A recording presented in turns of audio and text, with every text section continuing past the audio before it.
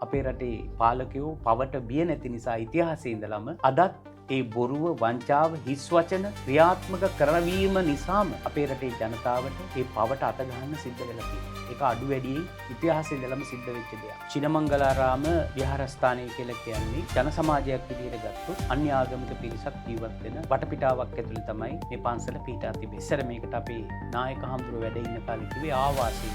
දැන් මම විප්ලවකාරයෙක් කියලා ඔබතුමා අදහසක් ඇති කරගත්තා නේද? විප්ලවකාර ස්වාමීන් වහන්සේ නමක් කියලා. ඒතර බලන්න 99%ක් ඉන්න මුස්ලිම් ගමක විහාරස්ථානය කරගෙන අපි හැම ජාතියකටම ආදරේ කරුණාව ලබා දීලා සුගී විප්ලවයේ සැබෑ ලෙසින්ම අපි කරලා තියෙනවා.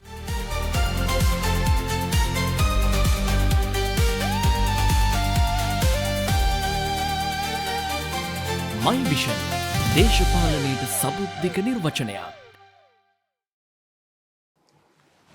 ආයිබෝවන් යුගයේ සමාජ දේශපාලන ආර්ථික තතු විත්ති විමසුම මයි විෂන් හිතවතුනි මයි විෂන් සමාජ දේශපාලන ආර්ථික සාකච්ඡාවේ අද දවසේ ආරම්භයයි අපි මේ ආකාරයෙන් සනිටුවන් කරන්නේ. අද දවසේදීත් අපි සුවිශේෂී චරිතයකට ගෞරව සම්ප්‍රයුක්තව අපි ආරාධනා කරා. මේ ස්වාමින් වහන්සේ නමක් උන්වහන්සේ කරන ශාසනික මෙහෙවර සහ උන්වහන්සේගේ සමාජ දේශපාලන ආර්ථික දෘෂ්ටිය පිළිබඳව කතා කරන්නට අපි සූදානම්. ඒ විෂන් එක ජනගත කරන වැඩසටහනයි මේ වෙන කවුරුත් නෙවෙයි ලියන්වල ශාසන රතන හාමුදුරුවෝ. ආයිබෝන් අපේ හාමුදුරුවනේ. බොහොම නමස්කාර පූර්වක පාදාභිවන්දනයෙන් අපි වහන්සේව අපගේ වැඩසටහන සඳහා පිළිගන්නවා. ඔබතුමාටත් තෙරුවන් සරණ ලැබේවා කියලා ප්‍රාර්ථනා කරනවා. බොහොම ස්තුතියි හාමුදුරුවෝ. අපේ හාමුදුරුවනේ අපි මේ හෘද සාක්ෂියෙන්ම පටන් ගමු. හැම මිනිස්සෙකුටම මේ ලෝකේ හැම මිනිස්සෙකුටම තියෙනවා හෘද සාක්ෂියක් කියලා දෙයක්. තමන්ට තමන් ඇත්තටම දැනෙන විදිහක්. කවුරු හරි ඇහුවොත් කවුද මේ ලියන්වල ශාසන රතන හාමුදුරුවෝ කියලා කියන්නේ කියලා ඔබ වහන්සේගේ හෘද සාක්ෂියට අනුව මොකක්ද උත්තරේ බවට පත් වෙන්නේ? අපේ මහත්තයෝ පළමුවෙන්ම මේ විශේෂ සාකච්ඡාවට ඔබලාගේ මේ මැදිරියට ආරාධනා කිරීම පිළිබඳව බෙහෙවින්ම ස්තුතිවන්ත වෙනවා. මම ආශිර්වාද කරනවා. මම ඇත්තටම කිව්වොත් බුද්ධ පුත්‍රයෙක්. මම බුද්ධ පුත්‍රයෙක්. ගෞතම බුදුරජාණන් වහන්සේගේ සම්බුද්ධ ශාසනයේ බුද්ධ පුත්‍රයෙක්. එනිසා මට මං හිතනවා මේ ධර්ම රාජ්‍යය තුල තියෙන වගකීමක් තියෙනවා. ඒ වගකීම ඉෂ්ට කරන ස්වාමින් වහන්සේ නමක් එමත් නැත්නම් බුද්ධ පුත්‍රයෙක් කියලා මම මේ වෙලාවේ මතක් කරන්න කැමතියි. ඒ බුද්ධ පුත්‍රයන් වහන්සේගෙන් අපි මෙහෙම අහන්න කැමතියි. ජාතික සංඝ සම්මේලනයේ ඔබ වහන්සේ සභාපතිවරයා. අපේ රටේ තියෙනවා විවිධ සංඝ සම්මේලන සමිති සමාගම්. ඇත්තටම මේවයි මොනවද කරන්නේ? ඇත්තටම මේ වගේ දෙයකින් ඇත්තම පිළිසරණක් සහයෝගයක් ලබා ගන්න මිනිස්සු දන්නේ නැහැ. ඒක නිසා කියන්නකෝ ජාතික සංඝ සම්මේලනයේ සභාපතිවරයා හැටියට මොකක්ද මේ ජාතික සංඝ සම්මේලනය කියන්නේ? මොන වගේ සේවාවක්ද රටේ ජනතාව වෙනුවෙන් මේකෙන් සිද්ධ වෙන්නේ? ජාතික සංඝ සම්මේලනය කියලා කියන්නේ මේක ඉතිහාසයට ගිය ලස්සන සහ මේ රටේ අර්බුදකාරී අවස්ථාවන් වල පිහිටෙව්ව විශේෂ සාමූහික භික්ෂුන් වහන්සේලාගේ එක රාශී කරගත්ත වැදගත් ඒ වගේම යතිවරයාණන් වහන්සේලාගෙන් ඒක රාශී කරගත්ත සැදුම්ලත් සංවිධානයක් ජාතික සංඝ සම්මේලනය. අපේ මහත්තයෝ අපිට මතකයි මේ රටේ යුද්ධයක් තිබුණා 30 වසරක. ඒ යුද්ධයේ තියෙන අවස්ථාවේ 2000 ගණන් වල අපිට මතකයි ඒ යුද්ධයේ තියෙන අවස්ථාවේ මේ රට විශේෂයෙන් මගේ දැක්මට අනුව ෆෙඩරල් රාජ්‍යයක් කරන්න ගිය අවස්ථාවක්. ඒ අවස්ථාවේදී භික්ෂුවකගේ වගකීම කුමක්ද කියන එක සමාජගත කරන්නට නිර්මාණය වෙච්ච සංවිධානයක් තමයි ජාතික සංඝ සම්මේලනය. ඔගේ තව විශේෂ කාරණයකුත් තියෙනවා අපිට කියන්න. මේ ජාතික සංඝ සම්මේලනය ප්‍රධාන වශයෙන් මේ රටේ විශේෂ බුද්ධිමත් විද්වත් යතිවරයාණන් වහන්සේලා ගෙන් සැදුම්ලත් සංවිධානයක්. විශේෂයෙන් කිව්වොත් පුරාවිද්‍යා මහාචාර්ය අතිගෞරවනීය අපේ එල්ලාවල මේදානන්ද ස්වාමින් වහන්සේ, පූජ්‍ය අතුරුලේ රතන ස්වාමින් වහන්සේ, ඒ වගේම ආචාර්ය ඕමල්පේ සෝවිත ස්වාමින් වහන්සේලා වැනි, ඒ වගේම අපි දන්නවා නූතනයේ බෞද්ධ සමාජය තුළ ඉතාමත් ජනප්‍රියත්වයට පත්වෙච්ච අපේ මාවැරැල්ලේ බද්දිය ස්වාමින් වහන්සේ, ඒ වගේ විශේෂයෙන් අද නූතනයේ කවුරුත් කතා බහට පත් වෙලා තියෙන ආందోලනාත්මක චරිතයක් වෙච්ච අපේ ගලගොඩත්තේ ඥානසාර ස්වාමින් වහන්සේ වගේ මහා යතිවරයාණන් වහන්සේලාගෙන් ඒක රාශි වෙච්ච සැදුම් ලත්ත සංවිධානයක් තමයි ජාතික සංඝ සම්මේලනය. අපි එතකොට ඒ කාලයේ සමාජිකත්වයේ දැරුවේ මම මහනුවර දිස්ත්‍රික්කයේ සංවිධායක ස්වාමින් වහන්සේ වටසින් කටයුතු කළේ.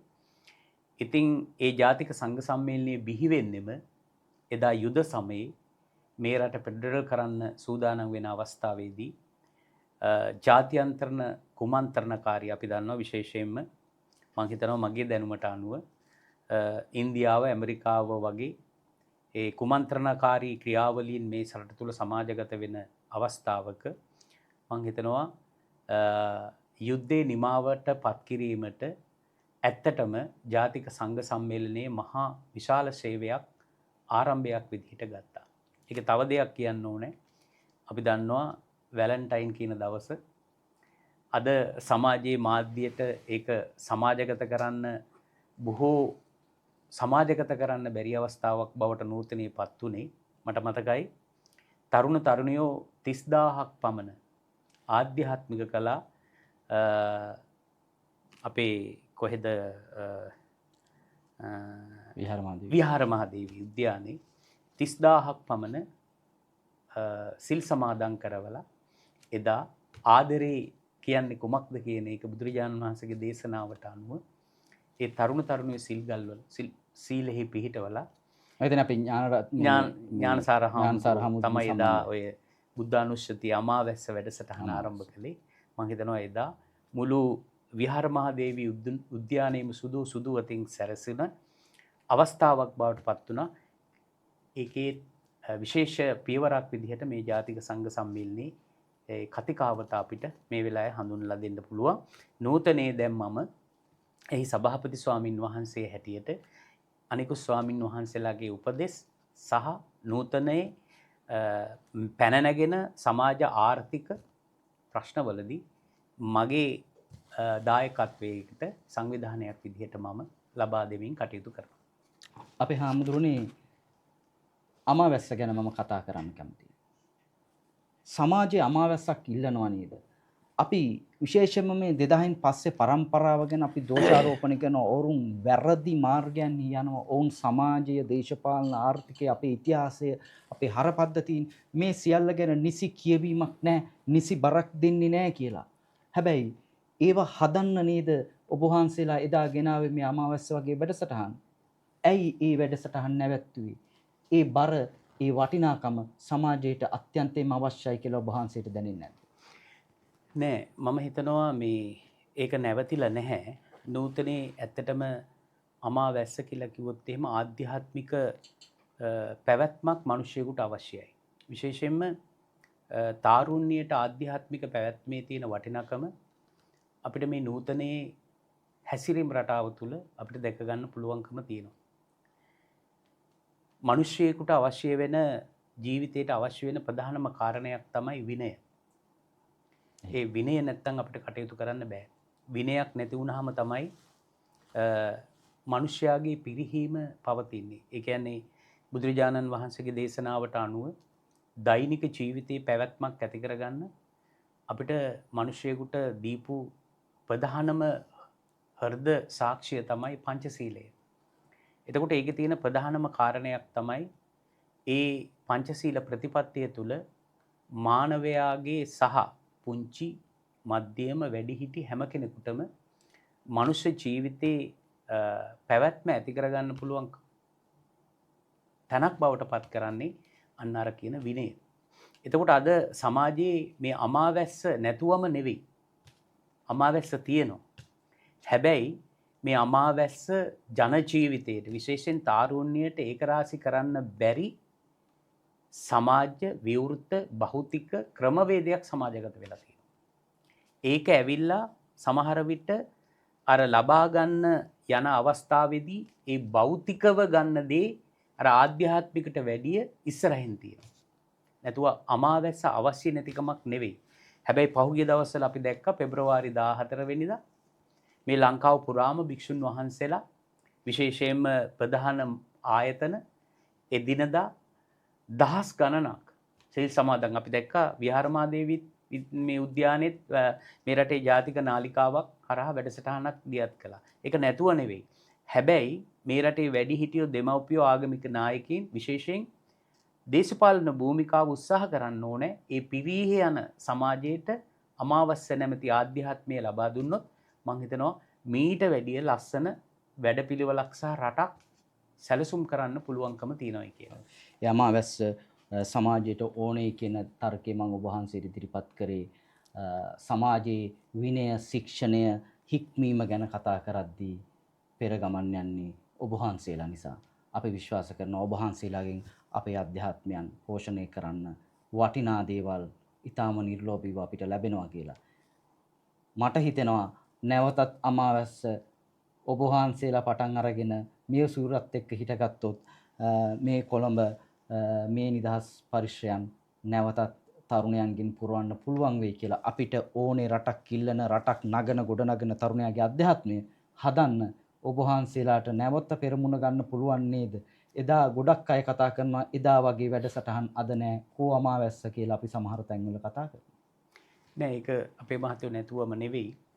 අද එදාට වැඩිය මං හිතනවා ධර්ම පිපාසයෙන් ඉන්න ඒ වගේම අමාවැස්ස බලාපොරොත්තුවෙන් ඉන්න පිරිසක් මේ සමාජයේ ඉන්නවා. අපේ පැත්තෙන් ගත්තොත් අපි ඇත්තටම සෑම මොහොතකම සමාජගත වෙලා ඉන්න එක ක්‍රියාත්මක කරන්න. අපි හැම වෙලාවෙම භික්ෂුන් වහන්සේලා විදිහට අපි කල්පනා කරන්නේ අපේ රටේ මිනිස්සු ඒ වගේම අපේ රටේ තාරුණ්‍ය මේ භයංකාර නූතන ක්‍රියාවලියෙන් බේරගන්න. ඒකට අද බලන්න අද සමාජයේ තරුණ භික්ෂුන් වහන්සේලා වුණත් සෑහෙන්න කතිකාවතක් ඇති කරගෙන තියෙනවා. ඒ කතිකාවත ඇතුලේ අපි දන්නවා සමාජ ජාල ඇතුලේ නොඑක් තරුණ භික්ෂුන් වහන්සේලා Tamanට හැකි ආකාරයෙන් හැම වෙලාවෙම සටහනක් දැම්මත් ඒ සටහන ඇතුලේ දාන්නේ පවෙන් නිදහස් වෙන්න කියලා. ඒ වගේම සදාචාර සම්පන්න රටක් සදාචාර සම්පන්න තාරුණ්‍යයක් ඇති කරගන්න ඕනේ කියන කතිකාවත තියෙනවා. ඒකෙන් බැහැර වෙලා නැහැ. මම හිතනවා අපි හැම වෙලාවෙම ඒකට සූදානම්. අපි ඒක දෙන්න සූදානම්. අපි ඒක තමයි මේ මැදිරියට ඇවිල්ලා දැන් මේ කතා කරන්නේ. ඒ තුලින් ඒක ලබා දෙන්න තමයි. බොහොම ස්තුතියි අපේ හාමුදුරුවනි. අනාගතේ යලි යලිත් අමාවැස්සේ තෙමෙන්නට අපේ රටේ තාරුණ්‍යයට වාසනාව ලැබේවා කියලා ප්‍රාර්ථනා කරන ගමම්ම මේ අමාවැස්ස ගැන කතා කරපු අමාවැස්ස හදපු ඒ වෙනුවෙන් පෙර ගමන් ගිය මේ ලියන් වල සාසන රතන හාමුදුරුවෝ හරි විප්ලවකාරයෙක් නිකන් කැරලිකාරයෙක් කියලා කට්ටිය සමහර අය කියනවා. ඔබ වහන්සේ මේ 2022 මේ රටේ සිද්ධ වෙච්ච අරගලයේ යම් යම් තැන්වල සාධාරණීකරණය කරයි කියලාත් කට්ටිය කියනවා. කියන්නකෝ ඇත්තටම ඔබ වහන්සේ මොකද්ද මේ අරගලය ගැන දකින්නේ? මම නම් හිතන්නේ දැන් ඔබතුමා මතක් කළා මේ සාසන රතන ස්වාමින් වහන්සේ කියන එක විප්ලවකාරී කෙනෙක් කියලා. ඇත්තටම විප්ලවකාරී ස්වාමින් වහන්සේ නමක් නම් නෙවෙයි. හැබැයි අපිට බුදුරජාණන් වහන්සේගේ ධර්මයේ ඇතුලේ දීලා තියෙන ධර්ම විප්ලවයක්. ඒ ධර්ම විප්ලවය ඇතුලේ නම් සාසන රතන හාමුදුරුවෝ ධර්ම විප්ලවකාරයෙක්. හොඳේ. එතකොට ඒ විප්ලවය එදත් කළා අදත් කරනවා. හෙටත් ඒකට සූදානම්. ඒකට අභියෝග, හතුරු, කරදර බාධක ආව කියලා නෑ. මොකද අපි ඒකට බියවිය යුතුත් නෑ. අපිට බුදුරජාණන් වහන්සේ දීලා තිනවා රැකවරණයක් ධම්මෝ හවේ රක්කති ධම්මචාරී. ධර්මයේ හැසිරෙන්න ධර්මයෙන් ආරක්ෂා කරනවා කියලා.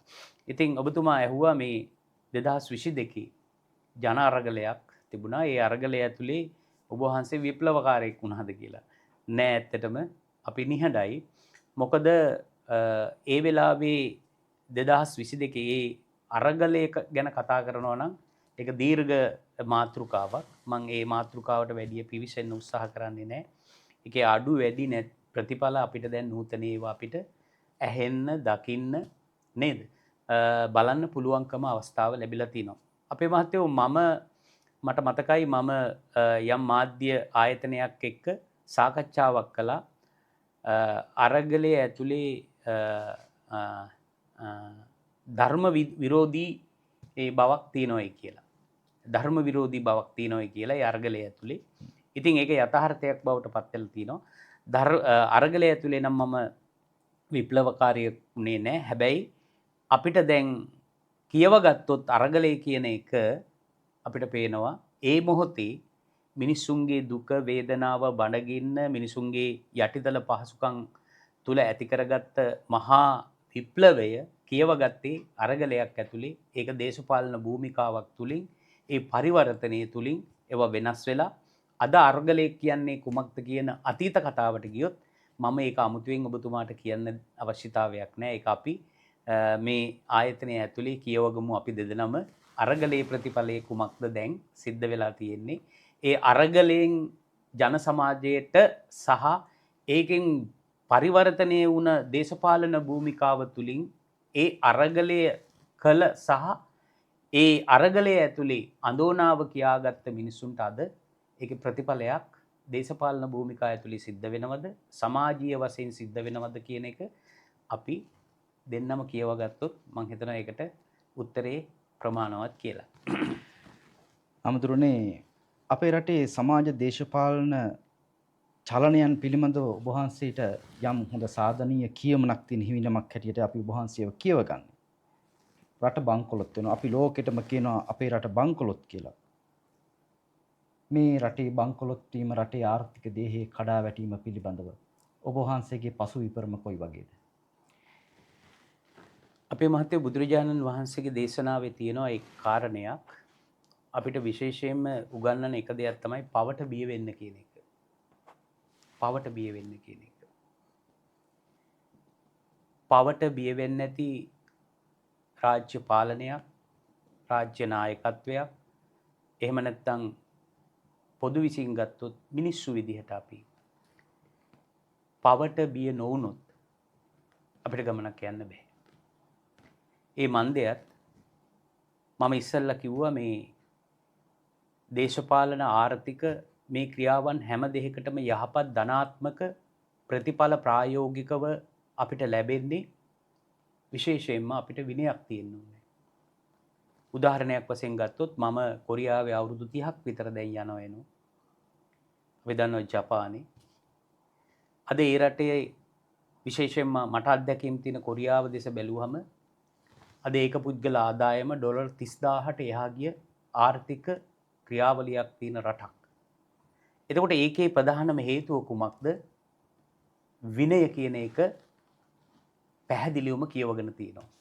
ඒ කියවගත්ත විනය ප්‍රායෝගිකව මානවික විදිහට ඒක ක්‍රියාත්මක කරනවා.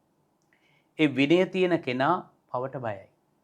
උදාහරණයක් වශයෙන් කිව්වොත් එහෙම අද විනයක් නැති ඕනෑම කෙනෙකුට මහත්තයෝ ලෙහෙසියෙන් බොරු කියන්න පුළුවන්. සම්පප්පලාප කියන්න පුළුවන්. හොඳයි. හොරකම, දූෂණය, වංචාව මේ හැම දෙයක්ම කරන්න පුළුවන්. ඒ විනය නැති වුණාම. අවසරයි හාමුදුරනේ සමාවෙන්න මම ඔබ වහන්සේට බාධා කරනවාට මේ අපි පොඩ්ඩක් කෙලින් කතා කරමු. ඔබ වහන්සේ ඔය නොකිය කියන්නේ ඔබ වහන්සේ කියනවා පවට බිය යුතුයි කියලා. පවට බිය වෙන්න ඕනේ විනයක් නැතිකම තමයි කියලා කියන එක ඇතුලේ ඔබ වහන්සේ තියන්නේ මේ අපේ රට කඩා වැටීම ඇතුලේ අපේ රටේ පාලකයන්ගේ විනයක් තිබ්බේ නැහැ. අපේ රටේ පාලකයන්ගේ ශික්ෂණයක් තිබ්බේ නැහැ. අපේ රටේ පාලකයෝ පවට බිය වුණේ නැහැ. ඒ නිසා ඒවයි ප්‍රතිඵලයක් මේ රට කඩාගෙන වැටීම කියලා. බුදුරජාණන් වහන්සේගේ දේශනාව තුළ රාජ්‍ය පාලනයක් කරන්නේ කොහොමද කියන එක දේශනාවේ තියෙනවා. මම ඒක මේ වෙලාවේ සාකච්ඡා කරන්නේ නැහැ. මොකද අපේ මාතෘකා කීපයක් තියෙන මේ සාකච්ඡාවට අදාළ වෙච්ච. නමුත් ධර්මයේ පැත්තෙන් මේක ධර්ම රාජ්‍යයක් විදිහට අපි පිළිගන්නේ.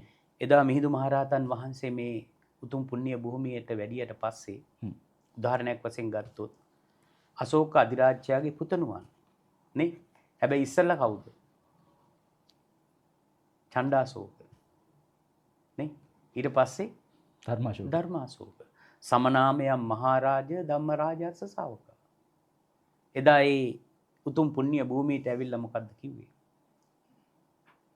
සමනාමයන් මහරජ නේ මහරජ මම බුදුරජාණන් වහන්සේගේ ධර්මයේ අරගෙන නේ මේ ලංකාවට ආවේ. මේක ධර්ම රාජ්‍යයක් කිරීම පිණිස. නේ එහෙනම් එදා ඒ ධර්ම රාජ්‍යය තුල තිබුණු ප්‍රධානම සංකල්පයක් තමයි මොකද්ද? බොරු කිරීමෙන් වැළකින්න කියන එක. නේ යහපත් සමාජයක් ගොඩනගන්න කියන එක. දැන් අපි උදාහරණයක් වශයෙන් කිව්වොත් එයින් පස්සේ අපේ රටේ ඇති වෙච්ච වැවයි දාගමයි ගමයි පන්සලයි අද අපිට ඒ ලස්සන මාතෘකාව දෙස අන්තර්ගත වෙලා බැලුවොත් අපේ රටේ පාලකයෝ පවට බිය නැති නිසා ඉතිහාසයේ ඉඳලම අදත් ඒ බොරුව වංචාව හිස් වචන ක්‍රියාත්මක කරවීම නිසාම අපේ රටේ ජනතාවට ඒ පවට අත ගන්න සිද්ධ වෙලා තියෙනවා. ඒක අඩු වැඩියෙන් ඉතිහාසයේ ඉඳලම සිද්ධ වෙච්ච දෙයක්.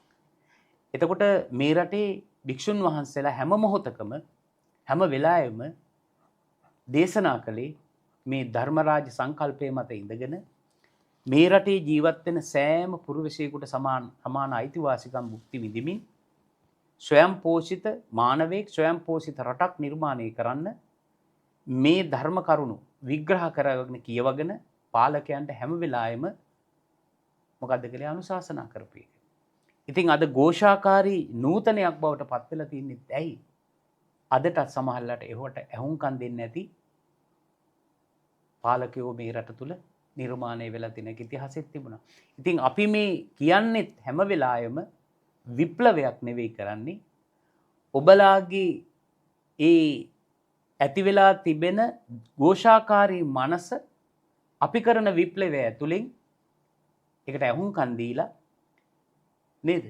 අර බුදුරජාණන් වහන්සේ අපිට දේශනා කරපු විනය ඇතුලේ රාජ්‍ය පාලනය කරගන්න පුළුවන්කම ලැබුණොත් මං හිතනවා අපිට ජාතික ආර්ථික සමාජීය මේ හැම දෙයක්ම හොඳින් ලස්සනින් කරගෙන යන්න පුළුවන් කියලා. අවසානයේ වහන්සේලාගේ බලාපොරොත්තුව වචනයේ නොවේ ක්‍රියාවෙන්ම රාජා බවතු ධම්මිකෝ කියලා ඒක දකින්න. අනිවාර්යෙන් මෙහෙමයි. මොකද ඉතිහාසයේ ඉඳලම අපිට ඒ ප්‍රාර්ථනාව දේවෝ වස්සතු කාලේන සස්ස සම්පatti හෝතුච පීචෝ බවතු ලෝකෝච රාජා බවතු ධම්මිකෝ. හොඳයි අපේ හාමුදුරනේ මේක මේ වැරදි ප්‍රශ්නයක් හැටියට ගන්න එපා. ඔබ වහන්සේගෙන් ඊටම ගෞරවයෙන් ඉල්ලනවා. නමුත් අපි කතා කරන්න ඕනේ සමාජ මාධ්‍ය ඇතුළත් මේ ගැන කතා වෙනවා. මේ භික්ෂු භූමිකාව පිළිබඳව. ගොඩක් අය කියනවා භික්ෂුව තමන්ගේ දැන් අපි හැමෝටම කෝ ජොබ් එකක් තියෙනවනේ අපි හැමෝටම ප්‍රධාන වගකීමක් තියෙනවා. දැන් මට මෙතන පූරකවරයා හැටියට මට ප්‍රධාන වගකීමක් තියෙනවා. විශේෂයෙන්ම භික්ෂුන් වහන්සේලා තමන්ගේ ප්‍රධාන භූමිකාව අතහැර වෙනත් භූමිකාවලට පණ දෙන්න ගිහිල්ලා අවසානයේ අර සමාජයේ බලාපොරොත්තු වෙන ගිහියා බලාපොරොත්තු වෙන අර සුපේශල ශික්ෂාකාමී භික්ෂුව ගිහියාව සංසුන් කරන ගිහියාව යාමග යවන බණකින් භාවනාවකින් ජීවිතේට හරවත් යමක් එකතු කරමින් ඒ භික්ෂුව සමාජයෙන් පලා යමින් සිටිනවා කියලා චෝදනාවක් කියනවා. ඒකට සාපේක්ෂවම ගිහියත් දායකයත් පන්සලෙන් ගැලවෙනවා කියලා අදහසක් තියෙනවා අපේ හාමුදුරුවනේ. ඔබ වහන්සේට ඇති මේට නායක හාමුදුරු නමක් හැටියට දෙයක් එකතු කරන්න.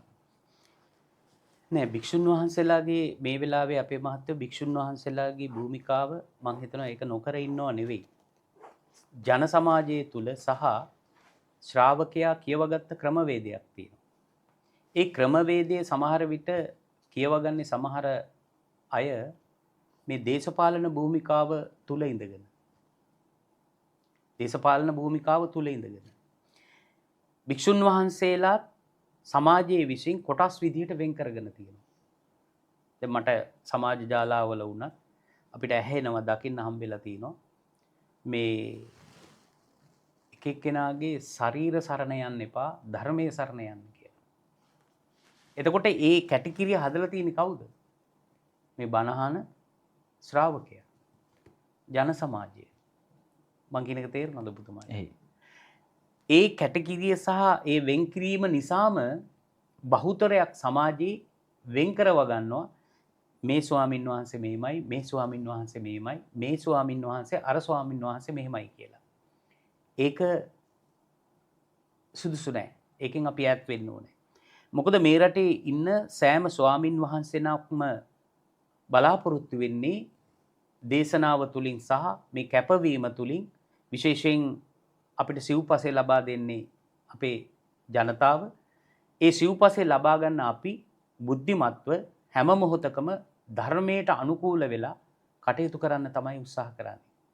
ඒ අවස්ථාවන් වලදී ජන සමාජයේ විසින් වෙන් කරගන්න කැටකිරියත් එක්ක තමයි භික්ෂුන් වහන්සේලා මේ සමාජයේ යම් යම් කොටස් වලට බෙදලා තියෙන්නේ. ඉතින් අපි දන්නවා අද වර්තමානයේ වුණත් නේද? සමහර විට ඊ타මත් යතිවරයාණන් වහන්සේලා මේ බුදුරජාණන් වහන්සේගේ දේශනාව මැනවින් විශිෂ්ට ලෙසින් ජන සමාජයට අරගෙන යනවා. නමුත් සමාජ ජාලා තුලින් යම් රැල්ලක් හැදුවොත් ඒ රැල්ල හරහා දුවන යම් පිරිසක් ඉන්නවා. සමහර විට ඒ රැල්ල යන රැල්ල ඇතුලේ අර දේශනා කරන ධර්මය සමහර විට වෙනත් පැත්තකින් අරගන්නත් ඉඩ තියෙනවා. ඉතින් ඒ කැටගරිය හදලා තියෙන්නේ මේ ජන සමාජයේම තමයි. ඉතින් ඒක නිසා අපි හැම වෙලාවෙම පරිශ්‍රමින් කටයුතු කරන්න ඕනේ රටක් විදිහට මේක සිංහල බෞද්ධ රටක් විදිහටත් ඒක මම කියන්නේ මේ තව කෙනෙකුට අපහාසයක් කිරීම නෙවෙයි. මොකද මේ ධර්මයේ ඇතුලේ මහත්යෝ බුදුරජාණන් වහන්සේගේ දේශනාව මේ සිංහල බෞද්ධයාට කියලා විතරක් ආවේනික වෙච්ච එකක් නෙවෙයි.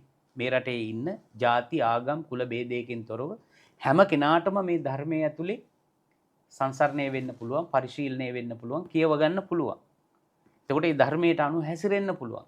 විශේෂයෙන් මම කිව්වොත් එහෙම ඒක අපි පස්සේ කතා කරමු. ඒ මාතෘකාව විශේෂයෙන් මම කියන්නේ වික්ෂුන් වහන්සේලා කොටස් වශයෙන් බෙදා වෙන් කරන්නේ මේ බණහාන අපේම ශ්‍රාවකයෝ තමයි.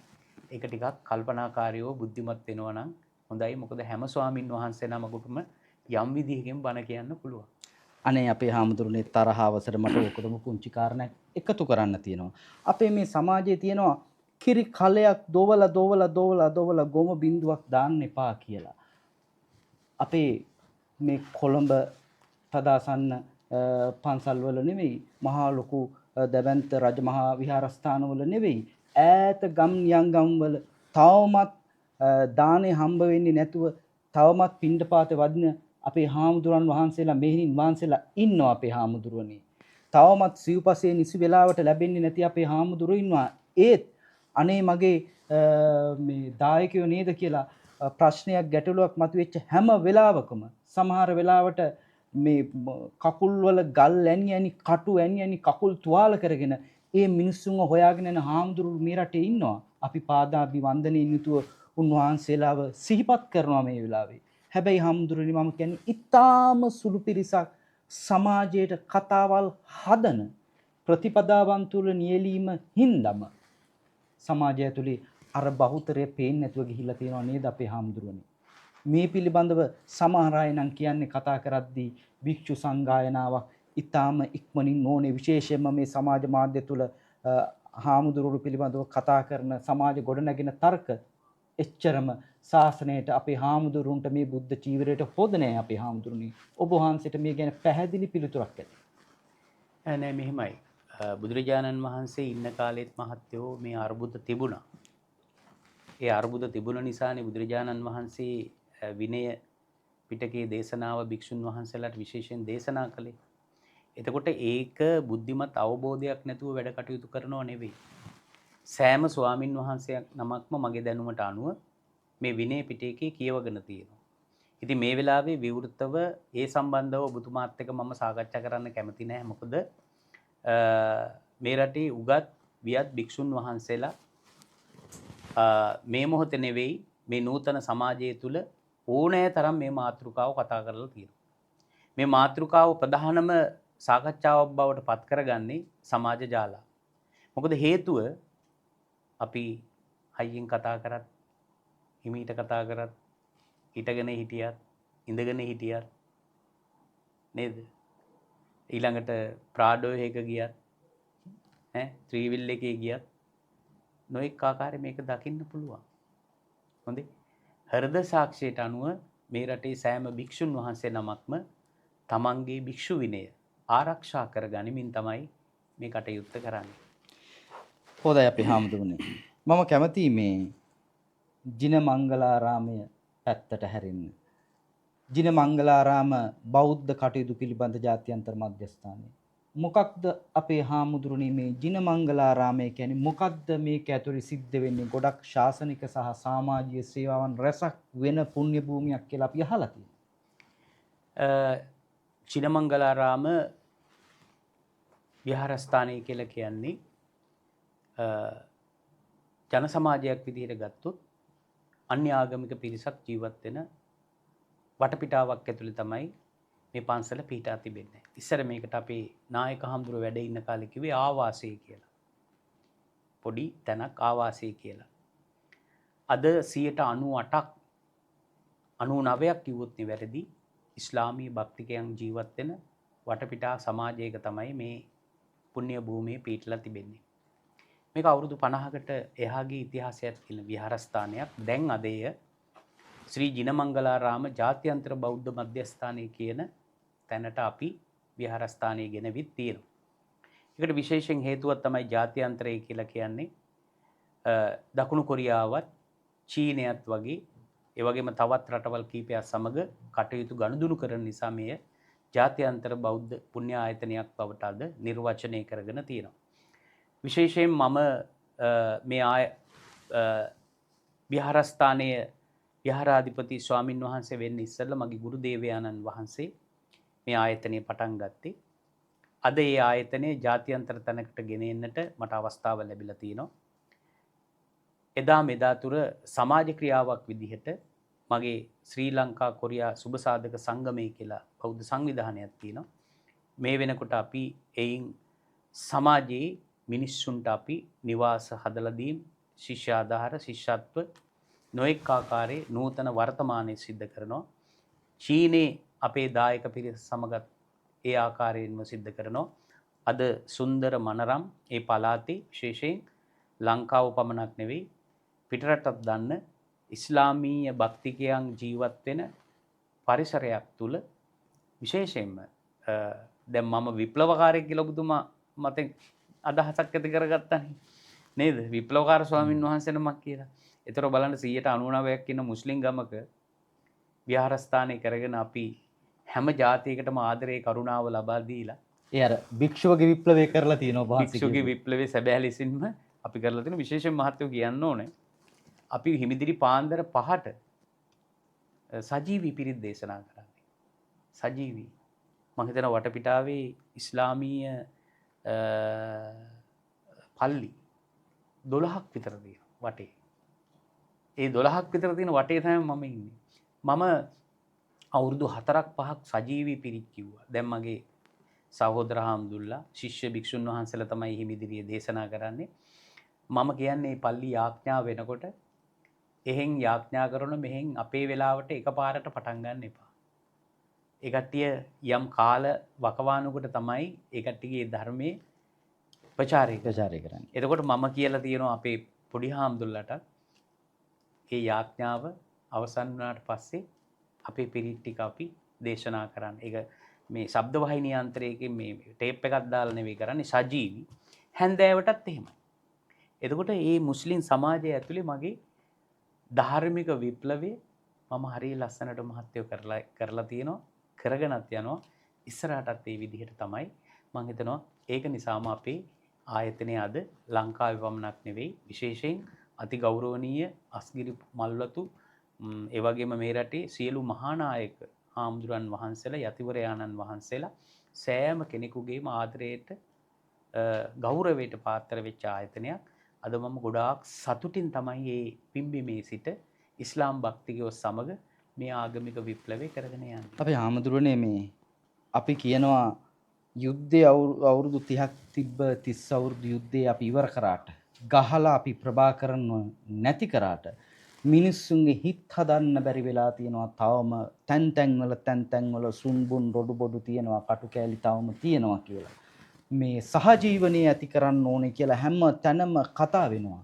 හැබැයි මට ඔබ වහන්සේගේ කතාව ඇහුවාම හිතෙන්නේ සහජීවනය ඇති කරලා තියෙනවා ඔබ වහන්සේලා. ඒක ප්‍රායෝගිකව ඔබ වහන්සේලා පෙන්නලා තියෙනවා. මේක සමාජගත කරන්න ඕනේද? මම දකින්නේ ඔබ වහන්සේලාගේ ජිනමංගලාරාමේ මේක ලොකු වැඩක්. ලොකු රෝල් මොඩල් එකක් රටට. මේ රෝල් මොඩල් එක මීට වඩා සමාජගත කරන්න ඕනේද? මේක පරිශීලනය කරන මේක දකින තව අපේ හාමුදුරුවරු තව අපේ පන්සල්වල පල්ලිවල ඉන්න අය මේ සහජීවනයේ මේ සිස්ටම් එක මේ සමාජයත් එක්ක අත්වල බැඳගෙන උඩට ගත්තොත් ආයෙ මෙතනින් එහාට අපිට කතා කරන්න බෑ නේද හාමුදුරනේ දේශපාලඥයෝ ඇවිල්ලා අපිව කෙටෙව්වා කියලා. නෑ බුදුරජාණන් වහන්සේගේ දේශනාව දෙස බැලුවාම ලංකාවේ භික්ෂුන් වහන්සේලා තරම් අත දීලා සාමයේ දේශනා කරලා හැම කෙනෙකුගේම සහජීවනයේ හැම කෙනෙකුටම බුදුරජාණන් වහන්සේ දේශනා කරපු සතර මහා බ්‍රහ්ම විහරණ තියෙනවා මෙත්තා කරුණා මුදිතා උපේක්ඛා. ඒ තුල පදනම් වෙච්ච ඊටාමත් ලස්සන වැඩපිළිවෙලක් මේ ලංකාව තුල සිද්ධ වෙනවා. දැන් අපි දන්නවා මේ විප්ලවය සහ මේ ഘോഷාකාරී වටපිටාව අපේ මහත්වෝ නිර්මාණය කරන්නෙම සමහර තක්කඩි දේශපාලන භූමිකාව ඇතුලේ කියවගත්ත සමහර අය. එයට අවශ්‍ය වෙලා තියෙන පරාජය වෙච්ච කෙනෙකුට නැවත ජයග්‍රහණය කරන්න. ජයග්‍රහණය කරගත්ත අයට සමහරලාට අවශ්‍ය වෙලා තියෙනවා ඒක දිගටම පවත්වාගෙන යන්න. තේරුණාද මං කියන්නේ? එතකොට මේ දේශපාලන භූමිකාවේ ඇතුලේ ඇති කරගත්ත කතාබහක ප්‍රතිඵලයක් තමයි ඔබතුමා ওই ප්‍රශ්නයක් විදිහට මගෙන් ඇහුවේ. භික්ෂුන් වහන්සේලා තරම් මේ ලංකාවේ ජීවත් වෙන උන්වහන්සේලා මේ ධර්මයේ දේශනා කරලා හැම කෙනෙකුටම කරුණාවෙන් මෛත්‍රියෙන් කතා කරලා හැම කෙනෙකුගේම ජීවිත පිළිබඳ අවබෝධයක් ඇති කරගෙන සබ්බේ සත්තා භවන්තු සුඛිතත්තා සීල සත්වයෝම සුවපත් වේවා කියන ප්‍රාර්ථනාවෙන් මම හිතනවා මේ ලංකාවේ භික්ෂුන් වහන්සේලා වැඩ කටයුතු කරනවා. යම් යම් තැන්වලදී පොඩි පොඩි අඩුපාඩුකම් තියෙන්න පුළුවන්. හැම කෙනෙක්ම අංග සම්පූර්ණයි කියලා අපිට කියන්න බෑ. හැබැයි ඒ හැම තැනකදීම කියන්නේ අපිට මේ රට ඇර වෙන රටක් ඇත්තේ නැහැ. ඇත්තටම කියනවා නම් මේ බෞද්ධ සමාජය තුල මේ සිංහල බෞද්ධයෝ ජීවත් වෙන මේ රටේ මං හිතනවා සහජීවනයෙන් ජීවත් වෙන්න තවත් මේ ලෝකේ තවත් වෙන රටක් ඇත්තේ නෑ. දැන් අපිටම දැනටම පේනවනේ නූතන නේද යුද විප්ලවය. ඒක ඇතුලේ මොකද්ද කියවෙන්නේ? ඒක ඇතුලේ මොකද්ද කියවෙන්නේ? එතකොට බලන්න අපි මීට වසර ගානකට ඉස්සෙල්ලා මේ යුද පිටිය සාමකාමී පිටියක් බවට පත් කරගන්නට මූලිකම අඩිතාලමුනේ මොකද්ද? මේ බුදුදහම. ඒ බුදුදහමේ ස්වාමින් වහන්සේලා නේ අර මාවිල්ලාරු සටනට එදා මතකයිනේ. පූජ්‍ය අතුරුලේ රතන හාමුදුරුවෝ අක්මීමන දයාරතන හාමුදුරුවෝ වගේ ස්වාමින් වහන්සේලා එදා මාවිල්ලාරු දුක් කඳෝනාව කියාගෙන මිනිස්සු දුකෙන් ඉන්නකොට වතුර ටික නැතුව නේ එදා ඒ ධර්ම විප්ලවය නේ සිද්ධ කරලා එතනින් මේ යුද්ධේ නිමාවට පත් කරන්න මේ රටේ ජනනායකයන්ට අවවාද අනුශාසනා දුන්නේ. එතකොට ඒ අවවාද අනුශාසනා දීපු භික්ෂුන් වහන්සේලාගේ කතිකාවත අපි මේ සමාජයේ ಜಾති ආගම් බෙහෙදයකින් තොරව දේශපාලඥයෝ පවා කියව ගන්නවා නම් මං හිතනවා අපි සමාජයේ භික්ෂුන් වහන්සේලා එක එක කොටස් වලට බෙදා වෙන් කරගෙන මේ සමාජයේ දකින්නේ නැහැ. මේක හරියට බුද්ධිමත්ව කියවගත්තොත් අපි කරන්නේ කුමක්ද කියන එක හරියට හෘද සාක්ෂියට අනුව කියවගත්තොත් මං හිතනවා මීට වැඩිය අපිට මේක ධනාත්මක දකින්න පුළුවන්කම ලැබෙනවා. ඔබ වහන්සේ මගේ ඊළඟ ප්‍රශ්නෙට හොඳ ප්‍රවේශයක් දුන්නා. මේක මේ දේශපාලඥයොත් මේ ප්‍රශ්න අපි දෙන අනුශාසනා අවවාද හරියට කියව ගත්තා නම් කියලා. වර්තමානයේ මාලිමා ආණ්ඩුවක් තියෙන්නේ. මේ දක්වා මේ රට පාලනය කරපු ආණ්ඩුවලට රජයන් වලට වඩා මේ ආණ්ඩුවේ භාවිතාව වෙනස් කියලා මිනිස්සු කියනවා. සමහර අය ඒකේ හොඳ කියනවා නරක කියනවා. තවම මම හිතන්නේ අපිට කියන්න බෑ. තවම අවුරුදු 1කමාරයි අරගෙන. ඒ කෙසේ වෙතත් ඔබ වහන්සේ නායක හාමුදුරු නමක් හැටියට අත්දැකීම් තියෙන හාමුදුරු නමක් හැටියට ඔබ වහන්සේ දේශාන්තරයන්හි තියෙන අත්දැකීම් මේ සියල්ලත් එක්ක කැටි කරලා ගත්තොත් ඔබ වහන්සේට මේ රජයට ප්‍රධාන වශයෙන්ම රටේ සාර්ථකත්වය වෙනුවෙන් රටේ අනාගත දිශානතිය වෙනුවෙන් දෙන්න පුළුවන් අවවාදය මොකක්ද? දැන් අපිට ඇහෙන එකක් නෙමේ 70 වසරක දරුණු ප්‍රතිඵලවල දරුණු ක්‍රියාවක ප්‍රතිඵලයක් මේ කියලා. එහෙයි. අපිට එහෙම ඉතින් කියන්න බෑ.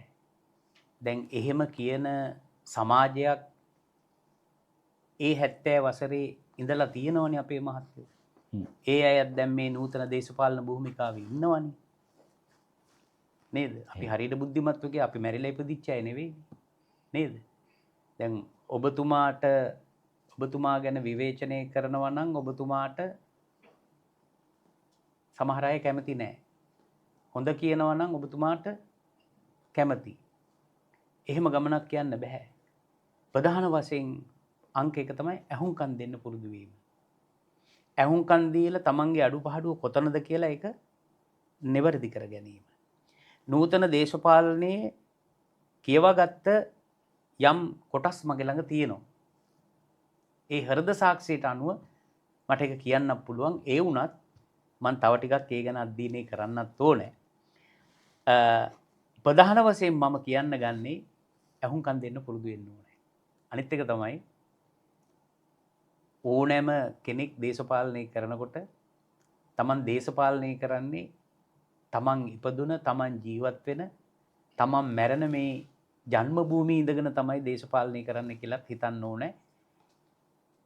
තමන් දේශපාලනය කරන තැන විවේචනය කරමින් තේරුණාද මං කියන එක? විවේචනය කරමින් ඒකට අපහාස කරමින් තේරුණාද? ඒ රටේ ජීවත් වෙන ජනතාව කොටස් වලට බෙදා වෙන් කරගෙන තමන්ගේ දේශපාලන කතිකාවත ඇතුලේ කියවගත් ආකාරයට තේරුණාද? කතිකාවතක් කරගත්ත විදිහට එහෙම අපිට ගමනක් යන්න බෑ. ප්‍රධාන අංක එක තමයි අපි අහුම්කන් දෙන්න පුරුදු වෙන්න ඕනේ. ඒ අහුම්කන් දුන්න පුරුදු වුණොත් තමයි අපිට ලස්සන දේශපාලන තුලින් සෞභාග්‍යමත් රටක් බවට පත් කරගන්න පුළුවන්කම තියෙන්නේ. ඉතින් ඒක නිසා මම නූතන දේශපාලනය පිළිබඳව ගොඩාක් දුර කතා කරන්න යන්නේ නැහැ. අපි ඒක තව ටිකක් කාලයට ඉඩ දෙමු. කාලයට ඉඩ දෙමු. හොඳයි අපේ හාමුදුරනේ. මම විශ්වාස කරනවා අපේ මේ සාකච්ඡාව ඇතුලේ ඔබ වහන්සේගේ ධර්ම පරිචයත් එක්ක ඔබ වහන්සේගේ ධර්ම දැනුමත් එක්ක මේ රටේ සමාජ දේශපාලන ආර්ථික කාරණා යම් කිසි තාක් දුරට අපිට සැකවින් කතා කරන්න අවකාශයක් හම්බ වුණා කියලා. අවසාන කොට අපේ හාමුදුරනේ පෘථග්ජන මිනිසෙක් හැටියට රහත් වෙලා නැති ස්වාමින් වහන්සේ නමක් හැටියට ඔබ වහන්සේටත් ඇති ජීවිතේ කවදා හරි දවසක මම මෙන්න මේකට යනවා කියලා. සමහර අයට තියෙන්නේ හාමුදුරනේ කතා කරාම කවදා හරි රහත් ඵලයේ දක්වා කොහොම හරි යන්න ඕනේ කියලා. සමහර හාමුදුරුවෝ කියද්දි සමහර හාමුදුරුවන්ට රට සමාජයේ ලෝකයේ ගැන තියෙන කරුණු කාරණා කියන්නකො ලියන්න වල සාසන රතන හාමුදුරුවනේ. ඔබ වහන්සේ S2 පියා ගන්නකොට කොයි වගේ තැනකට ඔබ වහන්සේගේ ජීවිතය ඔබ වහන්සේ අරන් යන්න බලාපොරොත්තු වෙනවද? බුදුරජාණන් වහන්සේගේ දේශනාවට අනුව ගත්තොත් අපි සාමාන්‍ය කියව ගත්තොත් නූතනයේ තුල නිබ්බානම් පරමං සුඛං විශේෂම සැපය තමයි නිර්වාණ අවබෝධය. මමත් ඒක තමයි ප්‍රාර්ථනා කරන්නේ. ඒ ප්‍රාර්ථනා කරනකොට අපිට එතනට යන්න ලෙහිසියෙන් බෑ. ඔබතුමාම ලස්සන වචනයක් මතක් කළානේ පෘථග්ජනයි කියලා. ඉතින් ඒ පෘථග්ජන භූමිකාව ඇතුලේ තමයි මේ විප්ලවය කරන්න උත්සාහ කරන්නේ. මං හිතනවා ඒක බැරිකමක් නැහැ. බුදු වෙන්නේ මිනිසෙක්. දෙවියෙකුට බුදු වෙන්න බෑ. මනුෂ්‍යයටයි පුළුවන්. ඒකට අපිට අවශ්‍ය කරන සුන්දර ලස්සන ආධ්‍යාත්මික වටපිටාවක් අවශ්‍ය වෙනවා. ඒ වටපිටාව සකස් කරගත යුතුයි. ඒ වටපිටාව සකස් කරගන්නා වූ ක්‍රමවේදයත් අපිට බුදුරජාණන් වහන්සේගේ දේශනා ඇතුළේම අපිට දේශනා කරලා තියෙනවා.